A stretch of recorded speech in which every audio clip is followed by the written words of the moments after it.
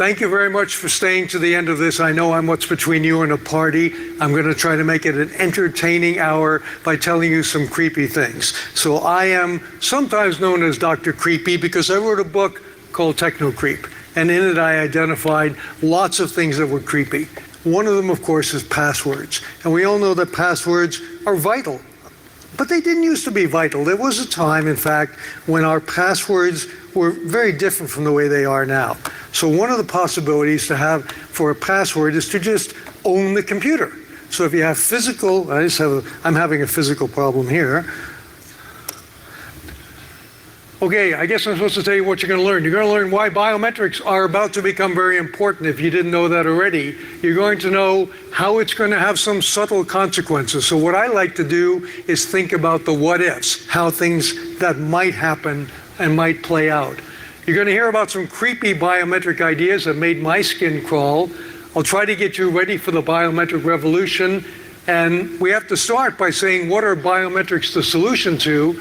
And as I was suggesting just now, password used to be unnecessary. That was my first computer. That is the IBM 1620 at the Bronx High School of Science in New York. And in the 1960s, that was pretty unusual to have a computer in a high school. My school was a special magnet school, and I have to tell you that two of my classmates have gone on to a certain amount of distinction. They both have Nobel Prizes in physics. So you are looking at the runt of the class of 1966. I am the guy who went into computers and computer security instead. But it's fun. And the IBM 1620 didn't need a password because you owned the whole machine. You went out there and you just took the thing and signed it up for half an hour and ran your program, and then the next guy cleared the memory. Well, even that started to break down. They brought in this thing called a disk drive, and it had 2 million characters of storage, which was huge back then, and that thing allowed you to keep files around. And all of a sudden, once you were able to do that, one guy could mess up another girl's files, and it would just go on and on like that. So, of course, now we need passwords, and passwords have even become the stuff of comedy. So you've probably all heard, it's often told as a blonde joke, and I wouldn't tell it that way, of course, but comedian Nick Helm said, I needed a password, they told me it should be 8 characters, so I picked Snow White and the 7 Dwarfs. And then there's this wonderful dialogue that's been on the internet. Please enter a new password, cabbage. Sorry, the password must be more than 8 characters. Boiled cabbage. Sorry, the password must contain 1 number. 1 boiled cabbage. Sorry, the password cannot have blank spaces. Much time passes, and finally he goes, I am now getting really peed off.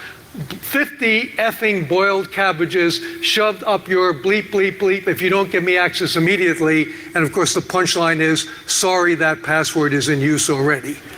So this just indicates the level of frustration that Joe Public has about passwords. And I know there are solutions. There's 1Password, password managers, and things like that. But the reality is, a lot of people are saying the password is just permanently broken. We need something else. So what could that something else be? A lot of people say biometrics.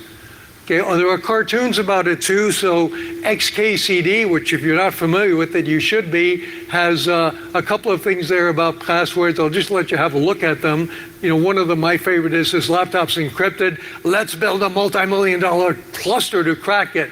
No good. It's 4096-bit RSA. Oh no, drat. What actually would happen is that his laptop's encrypted. Here, hit him with this $5 wrench until he tells you the password. And if you think this is totally trivial, I'll give you a little technical aside. I know a guy who's thinking of using the new Apple devices that are extremely secure. They have a baked-in number. This is the new iPad, the new iPhone. That's so good that even Apple cannot find that number. It's sealed into the machine. And my friend is suggesting, hey, we'll use this to control pipelines, and we'll use this to control power plants because it's so secure, as long as you don't let your children put iTunes on it or something like that. And I said, Terry, that's a wonderful idea, but it's just going to turn into the scenario where somebody puts a gun to the head of the operator and says, type in your password. Because if somebody is willing to blow up a nuclear power plant, they're not going to care if they put a gun to the head of some operator. So sometimes we trade technical risk for human risk, and that would be an example of that. Okay, there is certainly stupidity in the world. So there was recently a study on password choices and the fact that the most common password is password and 1, 2, 3, 4, 5 and so on. And also, as we know, there's wholesale catching of passwords. So Russian hackers reputed to catch 1.2 billion passwords. So even if you do everything right, if you pick the best password in the world with all the different characters and every alphabet, you're still going to have a problem, which is that the password file has to live somewhere. So all this leads to the idea of biometrics, which is measuring something about your body. It is poised for huge growth. A company that tracks the industry says the global market will grow to $15 billion by 2015, and that's from 2012 value of $7 billion. And it's moving into every sector. So healthcare, doctors are starting to use handprint IDs to access medical files, certainly in banking, and we've seen all kinds of applications. Biometrics are going to rule the world for a lot of very good reasons. One is that they're so convenient. You're not going to forget your hand. You're not going to forget your iris. You always got them with you, and they're right there and available. The technology is getting better, and they're more difficult to copy than passwords. People don't think about that much, but if my password is written down on my desk drawer or something like that, somebody can make a copy. To copy my fingerprint, yes, it can be done. They have to drug me first. They have to take a plastic strip and get my finger. They have to put it on a plastic finger. They might have to give it a pulse and so on. So it's a lot more work to copy somebody's biometrics. Biometrics are difficult to share. One of the biggest problems we have in the security industry is, I need this favor. Okay, tell me your password. Okay, my password is. So that type of scenario is a little hard if you have to cut your finger off and give it to your coworker. That's just not going to happen. There is some attention being paid to privacy. So for example, I suspect you all know when a finger scan is done, they don't actually capture your whole fingerprint. They capture some points of interest on it, enough to make a number, a hash, and that hash then is used as the number that's represented. And there are legal and financial pressures for non-repudiatable ID. So what is that? That's just ID that says, hey, I did that, and I can't deny that I did that.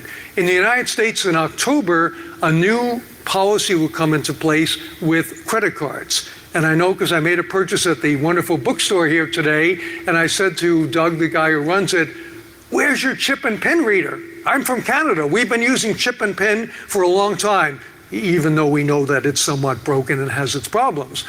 And in the United States, once October 1st comes around, if Doug doesn't have a pin on there and my credit card is stolen, he loses the money, because the new policy of the card issuers is going to be merchant liability. So they're pushing us to some kind of ID that is non-repudiatable.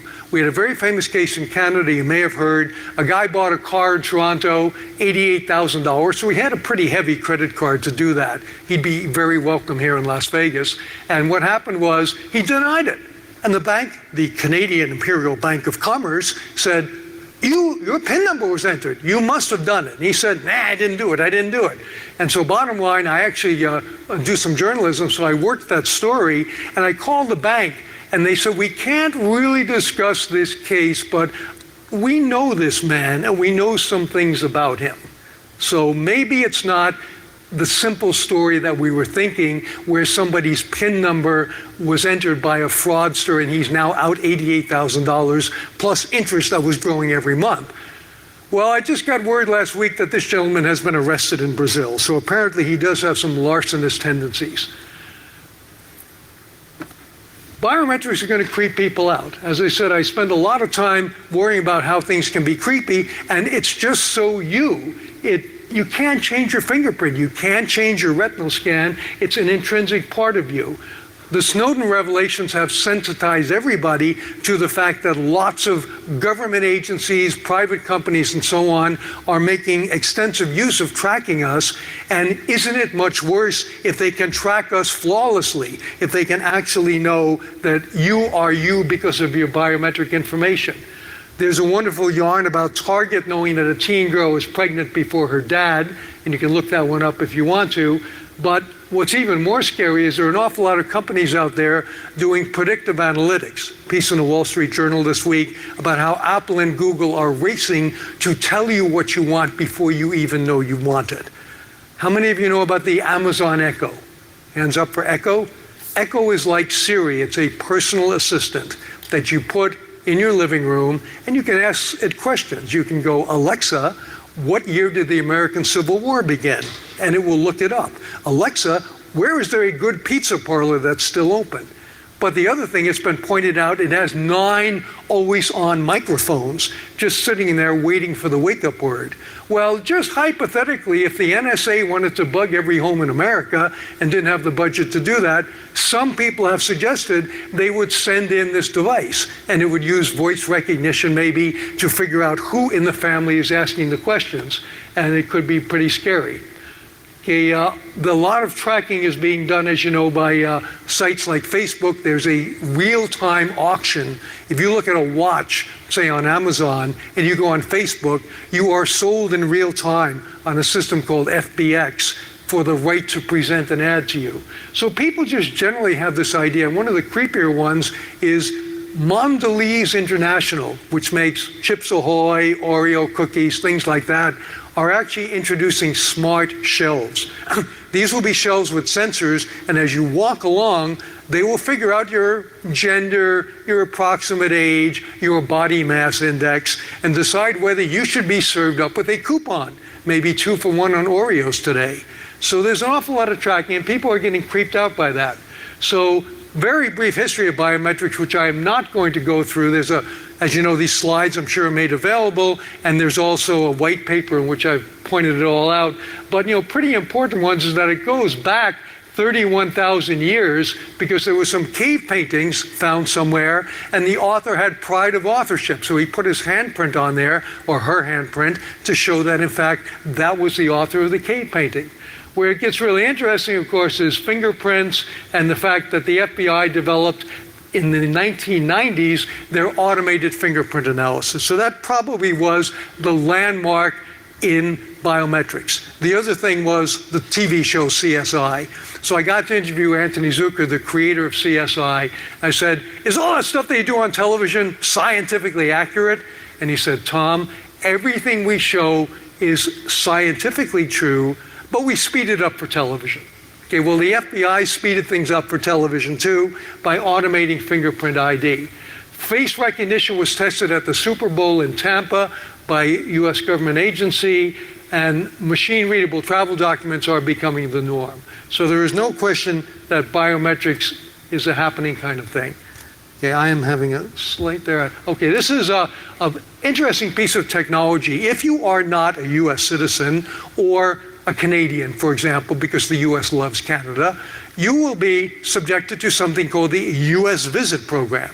So let's say you're hypothetically an Australian, and this Australian is entering the United States. They will be asked for biometric identification, which means they take a picture of you and they take some fingerprints. Well, I know a person who was going through this, and being an Australian had very quick wit, and she had a Band-Aid on the finger that they wanted to scan.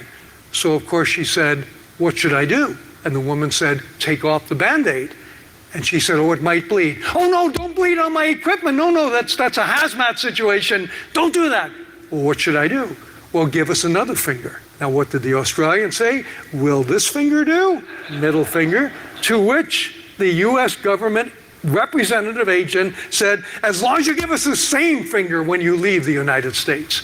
So the reality is, there are some kind of fun aspects to biometrics, but they are indeed being captured. And I want to tell a yarn about an important biometric system in Canada. Why is it important? Because if you come into the Toronto airport at a busy time, you might line up for 2 hours to go through customs. But if you have this thing called a Nexus card, you get to go right through. You walk up to a kiosk, you put your card in, and everything is hunky-dory. That's not always true. A certain percentage of time, it's probably about 3 times out of 100, you'll be sent for a secondary check. That's just to keep you honest and so on. But 97 times out of 100, you're going right through, and you can thumb your nose at all the people standing in the line there. Well, the Nexus things are interesting, and I happened to be at a dinner with the software developers, and I said, you guys solved a very difficult computer science problem, and I am a computer science professor, and I want to praise you. And they said, shut up. I said, what do you mean? They said, don't talk about that. I said, but no, really, you didn't just solve the, here's my Nexus card, and here's my eyeballs, and I'm the holder of that card, check. You actually solved the problem where I could put my eyeballs in. I didn't even have the card with me sometimes, well, you're supposed to, and they would actually look me up in a database. And they said, yes, that's the way it's supposed to work. I said, what do you mean? They said, well, it doesn't always find one person. I said, well, what happens then? They said, well, we choose the first one on the list. Right? So that led to the interesting possibility of people entering and leaving Canada who never knew that they did, and vice versa. So I did ultimately, and I had to investigate, I didn't quite go to Freedom of Information Act, but I had to doggedly pursue the Canadian government. And I said, so what did you do in the case where there wasn't just one person who matched those eyeballs, which is an important part of biometrics, finding out who it is. They said, well, we sent the person in to talk to an actual live human being then. So that's how they solved it. The other thing that they did is they surplused all their Nexus terminals. And in fact, they are selling them for something like $125 online. So if you would like your own customs entry terminal, you can just go to GC Surplus, the Canadian government surplus site, and buy one of these things and pick it apart. I have suggested to them that maybe that's a dumb thing to do, that maybe they should put them in a big crusher or something like that, as opposed to trying to recover a couple of $100s from what was at one point secret technology. Okay, so I said I would talk about hidden risks, and one of them is our perception of reliability. So of course the deputy minister that these guys didn't want me to shout too loudly in front of, oh, they did a great job, he thinks biometrics is 0 or 1. You're either identified or you're not identified. The reality is, of course, it's a little bit on a scale. So you probably know that every time Apple brings out a new phone with Touch ID, the Chaos Computer Club in Germany and various other people find ways to duplicate the finger, find ways to hack that thing.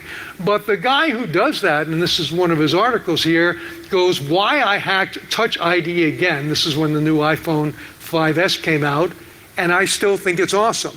And he makes the very good point that, yeah, there are ways to break this technology, but for the vast majority of the cases, it's an excellent technology. It serves most people's needs, and it's darn convenient. So even the guy who was out there showing the vulnerability, which is what we all do at Black Hat, DEF CON, besides all these conferences, they're also showing that for most people, it's probably a pretty good thing. I'm not going to go into all the technicalities of biometric risk, but there are two kinds of risks. One of them is a type 1 error, which is a false rejection rate. So you're the doctor who's supposed to get to the medical records and it doesn't let you in. The other is a false acceptance rate, which is you're the person who doesn't have authorized access to the nuclear power plant, but it lets you in anyway. And my point from those examples is it all depends. Which kind of rate do you want? Do you want it to be very strict and keep out people, even some legitimate people? Do you want it to be very loose? And there's no answer to that question. Actually, it depends on the application. There is, however, a crossover point at which the two are equal that's sometimes called neutrality. So without any further information on the situation, people often try to set up these systems so if they're going to have a false acceptance rate of 3%, it'll be a false rejection rate of 3%. So they kind of tweak it to be somewhere in the middle. The main point is to know that you can't make them 0. There ain't no perfect biometric system. Now, what are people trying in this area? Well, one of the funniest ones is the idea of a digital tattoo. Okay, so that if you're going to go out there and you're going to have a password, why not tattoo it in magnetic ink on your arm? Well, I'll tell you why not. People do not want their employer going around tattooing them. So on the fine business floor here, they're giving out these wonderful tattoo sleeves, and you can imagine if you had a whole sequence, if you were a job hopper and you had 30 different jobs, you'd have a whole sequence of passwords. I love Cisco, I love this company, I love IBM, all up and down your arm.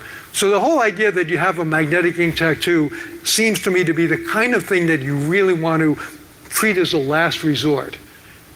There's actually, and this is a specific patent that I looked up, a magnetic ink tattoo that is also a telephone, because built right into that is a microphone. So the reality is that one of the things that's happening is all kinds of technology is being invented that's really very, very far out, like a cell phone on your arm, so you talk into your arm. Okay, the actual patent is there, and you can look it up on the white paper if you want. It was assigned to Motorola. Now, Motorola is now part of Google, and Regina Dugan, last time I looked, was running technology, and she is one of the creepier people on the planet.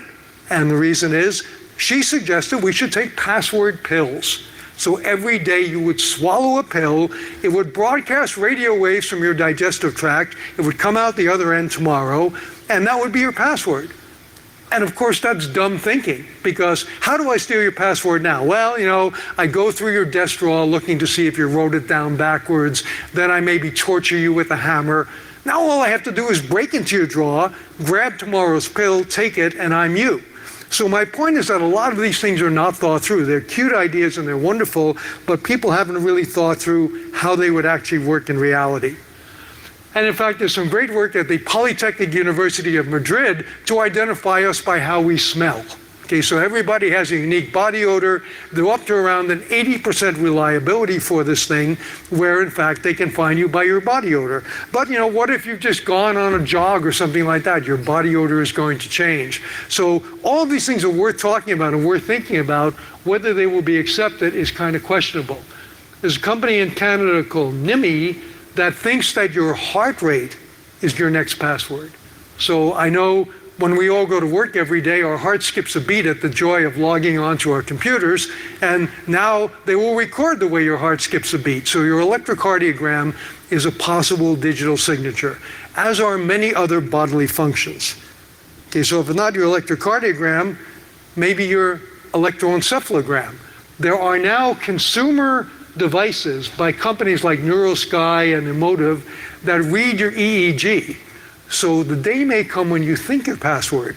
So there's that wonderful image of, I don't know, the pyramids if you're Egyptian, or the wonderful beach in Australia or something like that, and you are in fact thinking of that. And there's researchers, a guy named Jack Gallant in California, who actually has it down to the point with functional magnetic resonance imaging that he can show you a film and then measure your brain with fMRI and do a reconstruction. And it's not perfect. So maybe you're seeing a film of a subway train and what comes out in your brain looks more like a steam locomotive. And then a woman comes in, but she looks different. The point is that we're near the point of reading the human mind in certain ways, and that would be one way to do it. So your brain may become your password.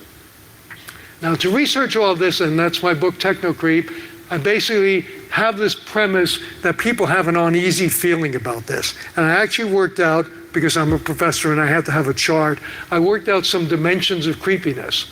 And again, they're in the book, they're in my white paper, but a lot of it has to do with, is it mysterious? Okay, so do you understand how it works? So if they did introduce a biometric password, I would certainly suggest that they explain exactly how it works, what its limitations are, and so on. Because if they don't, it becomes that kind of black magic that people become suspicious of.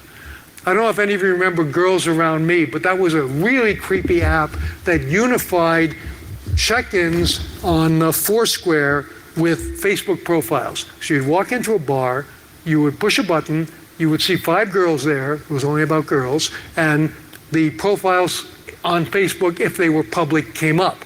So you could walk and go, "Hi, Sally, I see you're not in a relationship, and your favorite band is the Bare Naked Ladies. Well, let's have a drink together."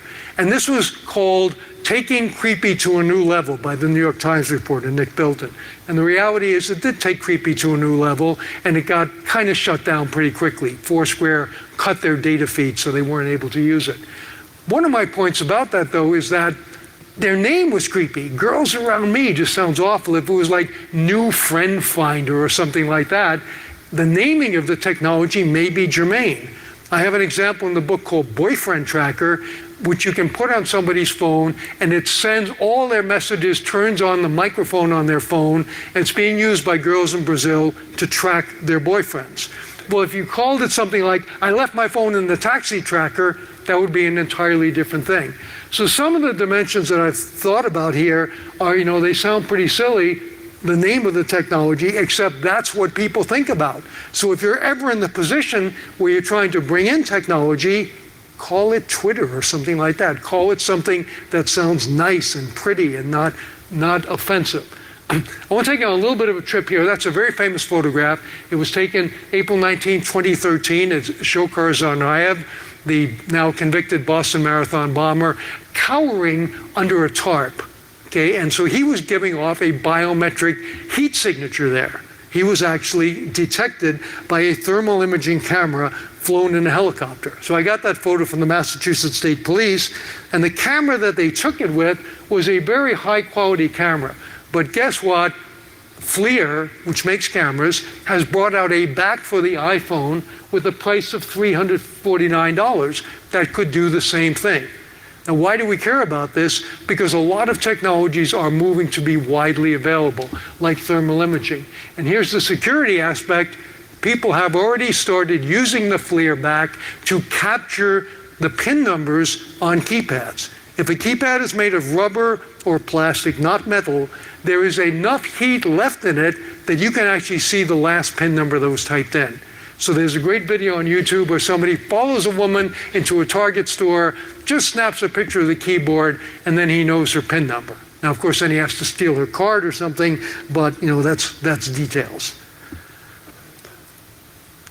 In Canada, we're so peace-loving that I had to put another slide in, but I thought I'd show it to you as well, because they go, well, nobody would steal my card. We're Canadians, we're friendly.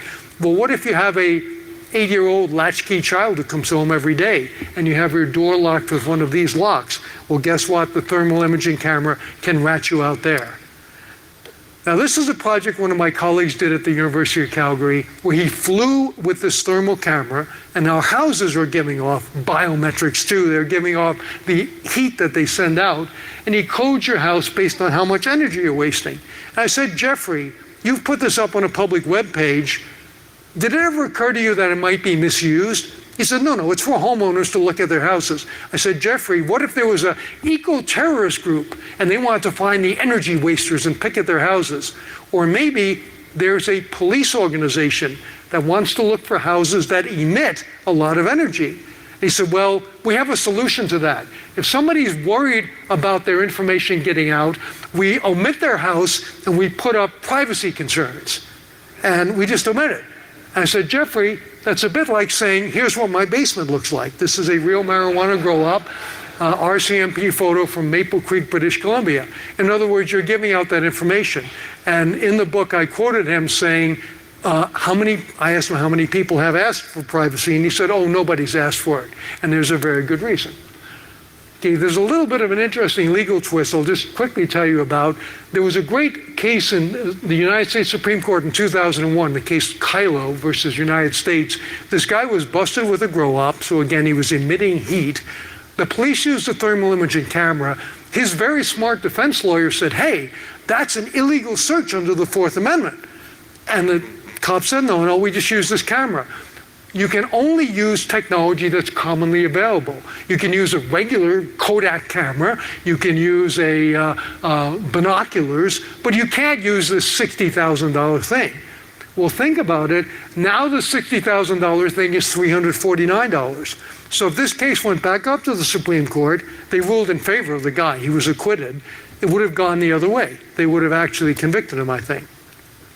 So what I predicted in my book about kind of the future is that we're going to have a situation where you walk into a store like Target and you type your PIN number in. We'll still have PIN numbers, but immediately the PIN pad will be swept away. And in case you haven't seen one, there are toilets that do that.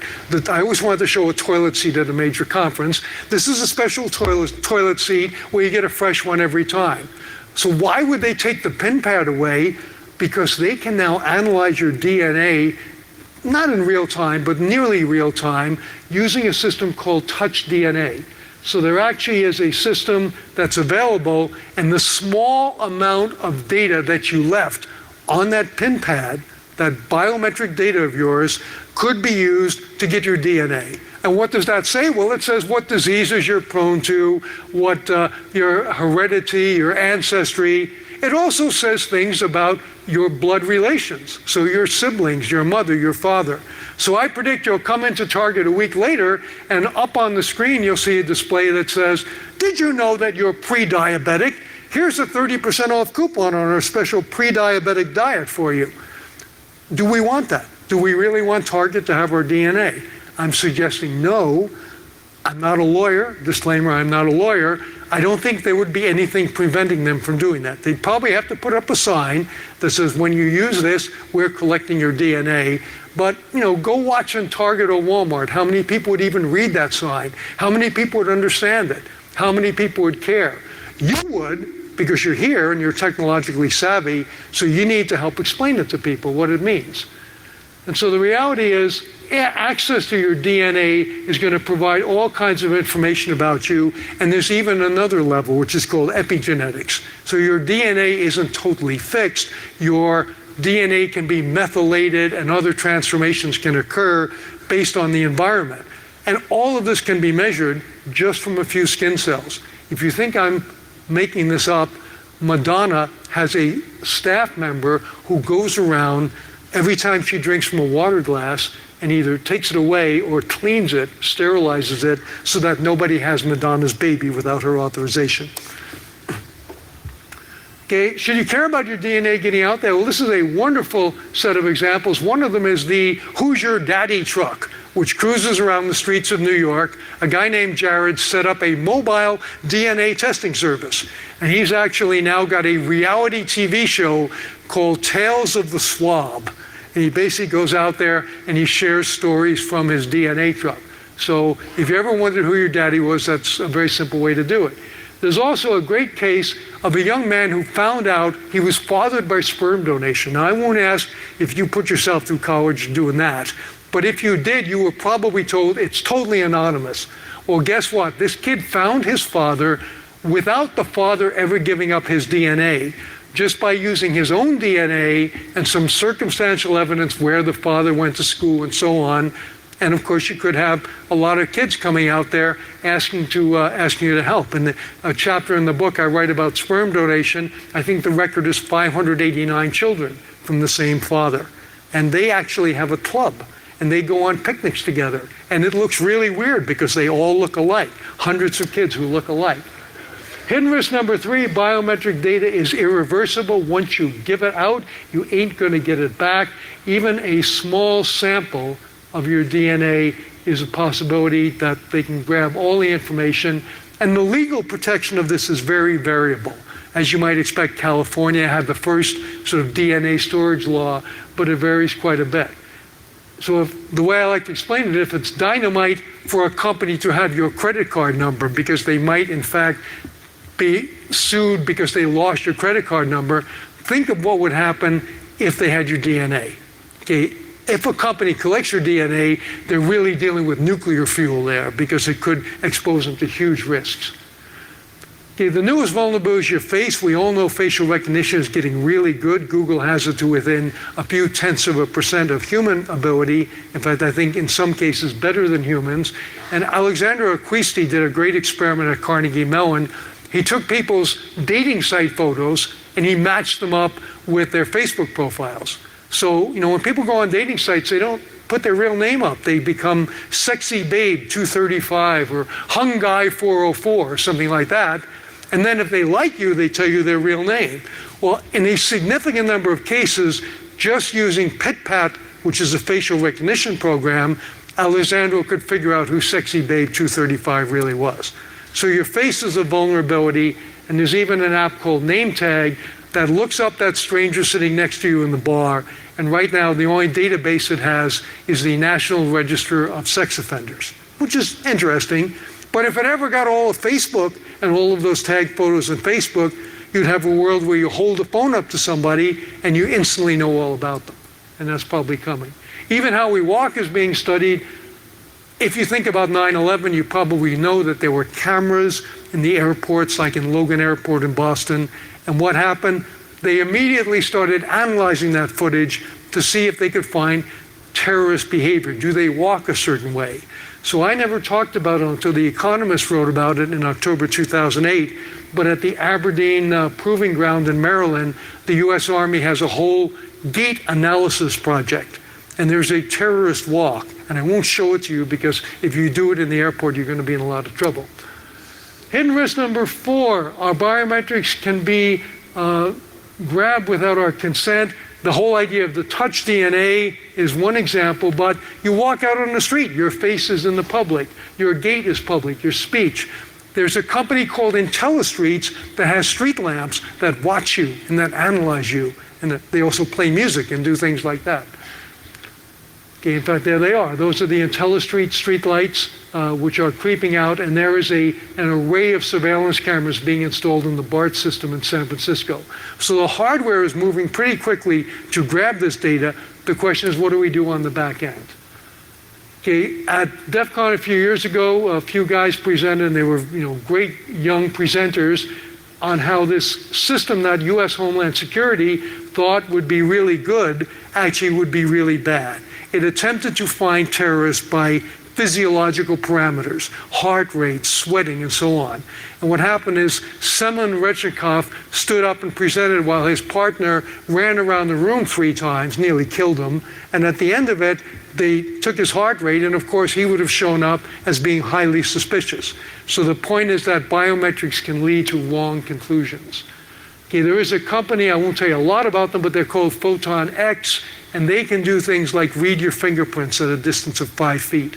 So they have a whole 3D modeling and profiling technology that is very, very sophisticated. The DARPA, who of course gave us the internet, is also making some interesting use of memory.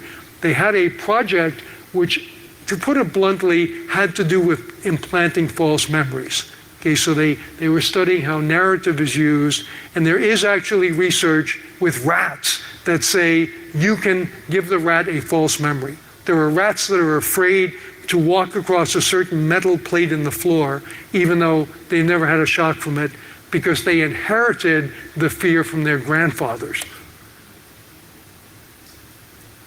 Risk number 6, giving our biometric and behavioral data may become de facto mandatory. This is a pretty interesting concept. It is true that you can rent a car without a credit card.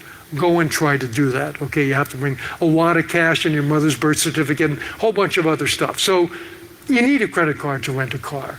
Well, down in Walt Disney World now, there's a thing called the My Magic wristband. And if you get one, it's your pass into the park, and it also gets you on rides and so on, and it tracks every move you make. They know everywhere you stopped. They know when you went to the bathroom, which bathroom you went into. They have spending limits on it. So Minnie Mouse can see your little 6-year-old come along, and oh, Sally is coming, and her favorite character is Minnie Mouse, and her remaining spending limit for today is $32. So let's pull out the $29.95 Minnie Mouse. So the reality is, you don't need these things. You can go to Disney World and you can say, I just want a paper ticket, and I just want to get in the park with the kids. And they'll go, okay, here's your paper ticket, go in the park. But you lose all your privileges. So imagine explaining to Sally, oh, well, there's an hour-long line for Thunder Mountain, but that family's going ahead because they don't value their privacy. But we value our privacy, so we're going to get heat stroke out here in the sun. Your kids are not going to buy that. So there's a whole concept that we will give into this stuff. Another example is insurance. Progressive has the snapshot that allows you to monitor your driving and maybe get a discount. John Hancock Insurance is now allowing you to wear a fitness monitor 24/7, track your exercise, and maybe get a discount on your life insurance. So they've taken the same concept that's used in cars and applied it to the human body. Okay, so there's actually the John Hancock monitor, and people are doing this. So what are you giving up? Maybe you get a 5% discount on your life insurance. You're giving up extremely detailed information about your life. In fact, you're giving up information about when you have sex. Now, all presenters were told not to show anything offensive. I hope this is not offensive to you, but your Nike fuel band, and I know a Nike party tonight, your fuel band knows when you're having sex. And the reason is, it's got accelerometers, it measures the motion, it's 3:30 in the morning, you just burned 150 calories if you're a typical male, and you took 0 steps. the fuel band can come to a conclusion. The fuel band can communicate by Bluetooth to another device, which can call the person you were supposed to be in bed with. So the devices that are in fact coming up around us to help us to measure our biometrics can also be the ones that take us down. There are workplace issues. Some companies are actually giving fitness monitors to employees to encourage fitness, which is great, telling them to wear them 24/7. So again, they know when they had sex, but they also know things like how much sleep they got. Now, if you're an aircraft pilot and you show up having had sex all night and no sleep at all, maybe you shouldn't fly the plane. If you're a checkout person at Walmart, maybe you can do that job in your sleep anyway. So the reality is, the business will know things about your life outside of the business if you wear this tracker. The other thing is that if you happen to have it on, let's say that you're in a advanced business negotiation, so you're having a meeting with your boss, and I think the boss is kind of slow to come up here, and in that meeting, your boss has access to your fitness monitor. So as you are carrying on the conversation with your boss, looking into each other's eyes, we won't say who's the boss and who's the employee. If one of those persons knows the other person's pulse is elevated and they're perspiring and so on, they might know that they're bluffing. There's all kinds of possibilities for the misuse of that kind of information. So the workplace is going to be a fertile field for this. Then there are thieves. People steal data. They steal passwords. I told you that at the beginning. They steal health data. Why wouldn't they steal biometric data? Of course they will. Even the legal ones could be a problem. There are companies, a famous one used to be ChoicePoint, that just accumulated data on people. So everything that they could, your financial records, your health records, anything that they could get, they would build files on you. Well, they'll go after your biometric information if they're allowed to do that as well. So data aggregators may own you in the sense of owning your biometrics. So what's a framework? I'm trying to give you a little bit of a takeaway here, and then maybe have a little bit of time for questions. Even before you get back to your office, you should think about biometrics. Are there any of these that you're using already that maybe might cause you problems down the line? Apply that creepy lens. If you get my book, and it's on Amazon and everything, you can get the diagram, or you can probably find it online now, and look at those different dimensions. And you may come up with other dimensions of creepiness too.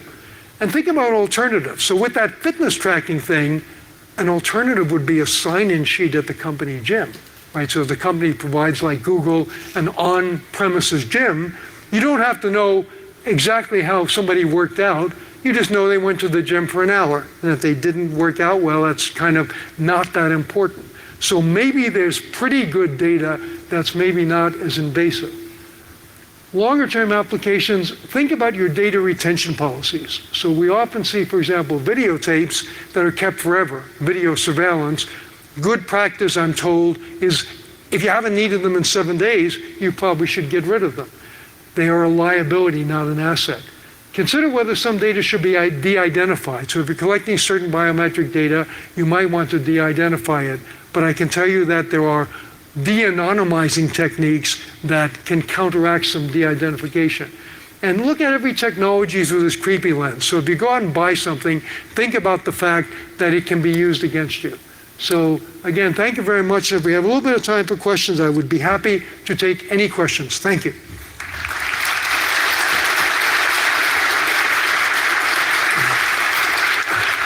I guess if you have a question, just shout it out, or maybe there are microphones out there I didn't know. Yes? The mics are not on. Can we have sound and power?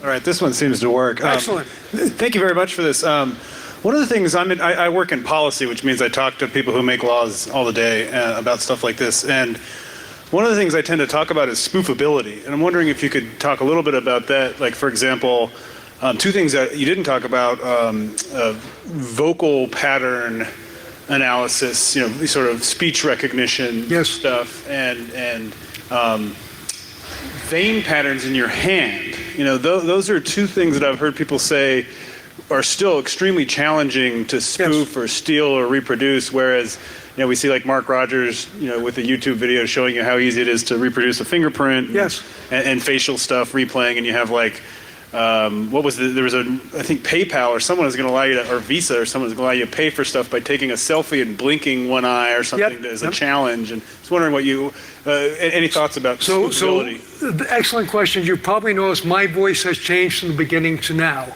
Okay, I became hoarser. So I might, depending on where the type 1 and type 2 error thresholds are set, I might fail a vocal recognition test. Now, I know Air Canada, for example, with their Aeroplan system, has you say your number. And there's probably not terrible consequences to, letting somebody in there. So again, it comes down to where you set those thresholds. But vocal recognition, it's in there kind of with, I did some work in the 1980s on typing pattern recognition. And it turns out that I could tell. I built some software, so if a different person, somebody hit you on the head and they went and started typing at your computer, I could detect that change. I couldn't figure out with any great accuracy who was typing, or if there were 20 people in the office, which one it was. And the other thing is, if you type a password, let's say, we tell people to have long passwords, complicated passwords. Those are the ones that it's hardest to reproduce your typing rhythm. Simple word that you know is fine. Big, long, complicated one, you stumble and so on. So there's that whole class of biometrics I didn't talk about that are just kind of borderline. Okay, the vein pattern probably falls into that as well. I think these things will get better. The important point I want to make is we always have to think about the consequences. So if you're going to use something that is crucial, access to a nuclear power plant, it should be 3 factors, 5 factors, whatever, provided, there's no bad consequence to keeping the guy locked out. So you always have to weigh the type 1 and type 2 errors. The countervailing thing is convenience, though. I mean, as you said, PayPal wants to use a selfie, bought a new laptop computer, and it lets you log on with your smiling face. So people are going to opt for convenience, and there will be consequences. Any other questions? Right here. Yes, sing it out. So I was just thinking, it took us 20 to 30 years to get to this state of the rat and mouse and cat game on passwords and things like that. A lot of hacking. Now, biometrics. So there is a growing field of biotechnology and therefore biohacking. Whether it be brain images being transplanted and influence, or changing the way you perspire, location, emulation, and so on.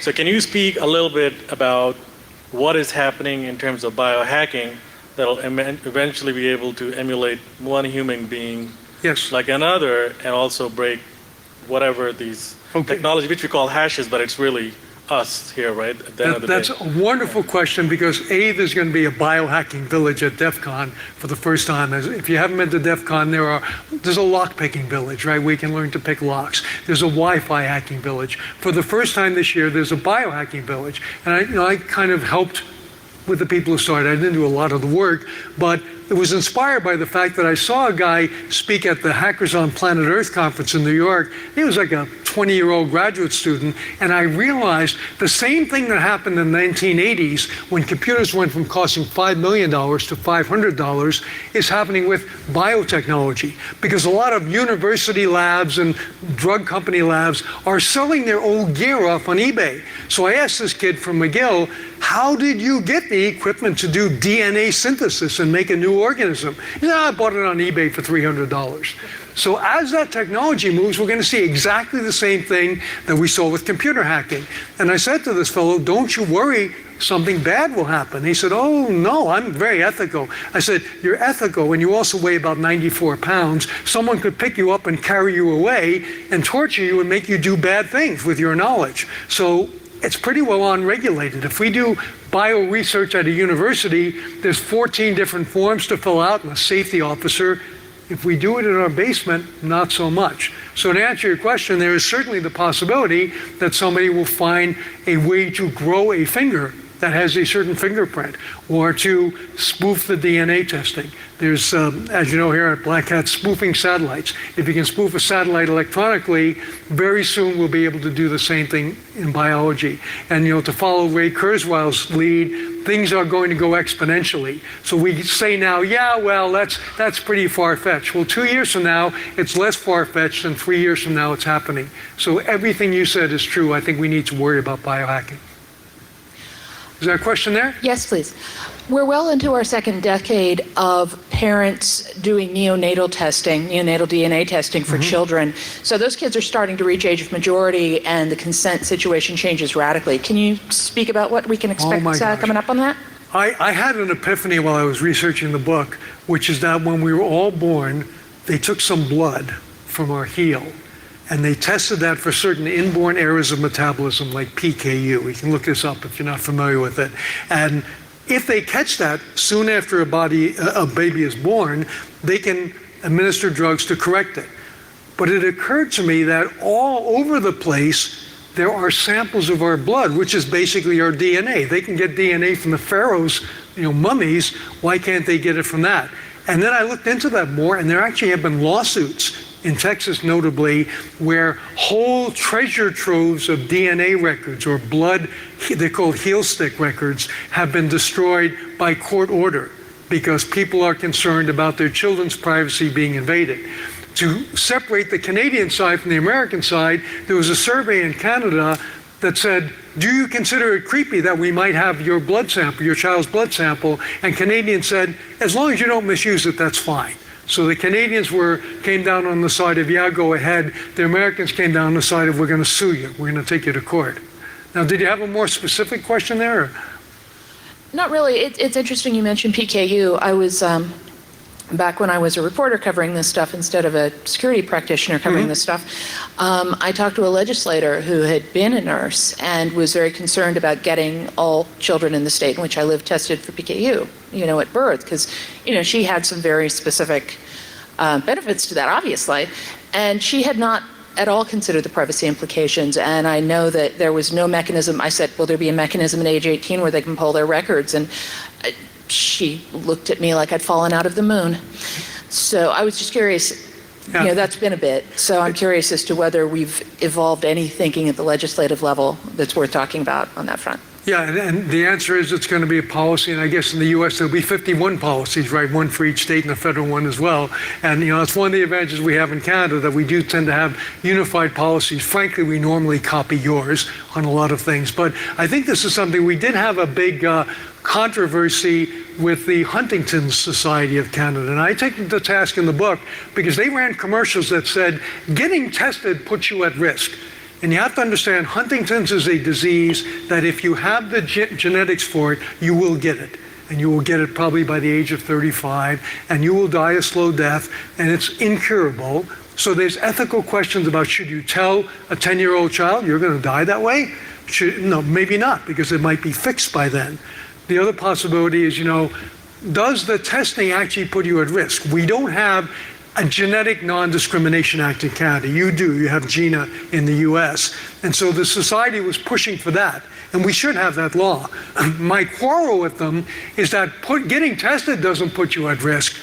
What happens with the results? You can get the test and never look at it till the child is 21.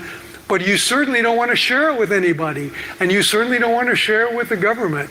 And by the way, if you're going to send in your DNA to 23andMe, make sure you do it anonymously or in the name of your dog and your cat.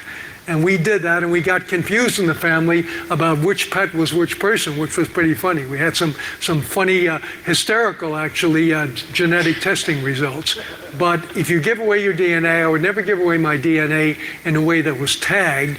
And of course, I tried an experiment. I called 23andMe, and I said, oh, I've lost the password for the account. What do I need to do? And they said, you have to fax us government-issued ID, a passport or a driver's license, which of course would defeat the whole purpose of being anonymous. So if you do your 23andMe test, do it under the name of your pussycat, and don't forget the password.